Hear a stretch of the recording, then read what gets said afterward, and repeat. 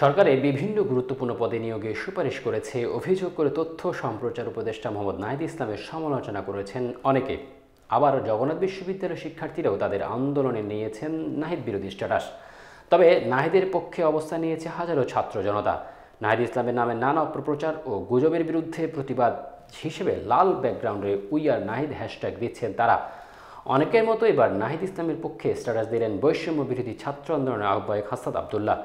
ছাত্র জনতার আন্দোলন চলাকালে নাহিদ ইসলামকে নির্যাতনের ছবি পোস্ট করে তিনি লিখেছেন, গত ১৬ বছর বাংলাদেশের চিত্র এমন ছিল, যারা হাসিনাকে পুনর্বাসনের সহায়তা করেছে তারা দেশকে রক্তপাত, জোরপূর্বক গুম, হত্যার সেই পুরনো অবস্থায় ফিরে নিতে চায়।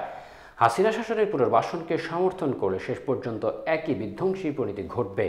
তিনি আরও লেখেন, ফ্যাসিস্ট বিরোধী বাংলাদেশি নাহিদ, আমরাই নাহিদ।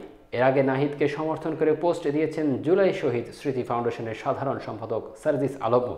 তিনি লেখেন, নাহিদ আসিফরা জীবন দেওয়ার জন্য প্রস্তুত হয়ে রাজপথে নেমেছিল। ডিজিএফআই ডিবির পাশবিক অত্যাচার কোনো কিছুই এদের টলাতে পারেনি। হাসনাতরা আরও ৩ মাস আগেই বলেছিল, we are open to be killed. Mahin Sarkar, Abu Baker Majumder, Rifat Rashid, Hannan মাসুদের ভয় দেখিয়ে লাভ নেই। শেখ হাসিনার পুরো রেজিমের ভয় এদেরকে লক্ষ্য থেকে সরাতে পারেনি। তিনি আরও লেখেন, জগন্নাথ বিশ্ববিদ্যালয়ের স্লোগান ওদের পূর্ববর্তী করাপ্টেড সিস্টেম নিয়েছিল, সেটা বুঝেছি।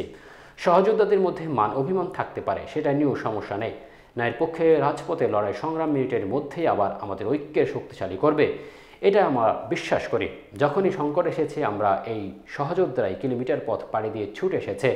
কিন্তু এজেন্ট হিসেবে ভেতরে ঢুকে এদের কাউকে প্রশ্নবিদ্ধ করার নোংরার প্রচেষ্টা যদি করা হয় তবে সেটা কখনো সফল হবে না। এই বন্ধন এমনি এমনি তৈরি হয়নি। হাতে হাত রেখে রাজপথে ঘাম ঝরিয়ে রক্ত ঝরিয়ে জীবনের মায়া ত্যাগ করে একসাথে লড়াই করে বন্ধন তৈরি হয়েছে। সাবধান।